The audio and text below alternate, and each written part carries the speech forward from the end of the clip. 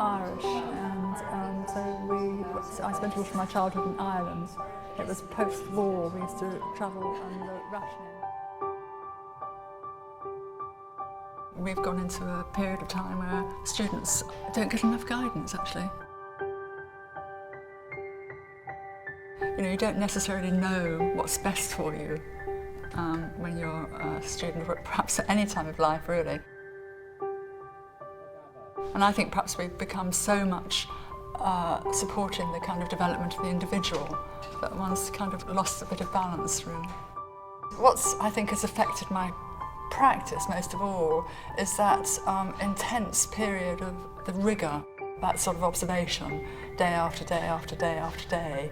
And I think nothing can really replace that. The thing that I'm interested in is how a likeness can be achieved before thinking about what a good drawing is. Because I was so much brought up with the idea of the Coldstream method of drawing and dot and carry and measuring everything and looking at the spaces in between. I mean, I never drew people's faces particularly, so we didn't relate to the model as a person. So what I'd suggest is that you start off by actually drawing with your right hand if you're left-handed or vice versa, and drawing with a continuous line, and then start to draw perhaps in a more familiar kind of way. You want to kind of get very unself-conscious. I'm going to get students to use a methodology that I've been using in my own work, which is to do with the relationship between portraiture and biography. One person is going to be the sitter, one person is going to be asking questions, and one person is going to be drawing, and you're all going to be taking those roles at some point this morning. One of the things that I was thinking about listening to Eileen and watching all of you is the degree to which anybody at any point is wearing a mask, whether they're you coming in to draw, somebody coming in to speak, somebody being the model, how much, at what point anybody is ever truly themselves, perhaps even when they're on their own. My memory of her is quite often wearing an overall because she was fastball. It's, you know, baseball. Sacrificing her, saying that it was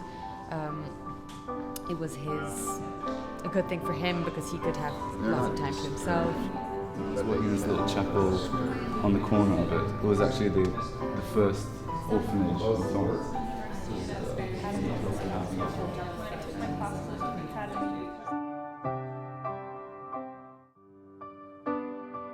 I'm going to give each of you 2 coloured spots, and I want you to put the orange spot on the drawing that you think is the best likeness, and the green spot on the drawing that is a drawing that you think is the best drawing, or a drawing that you like most.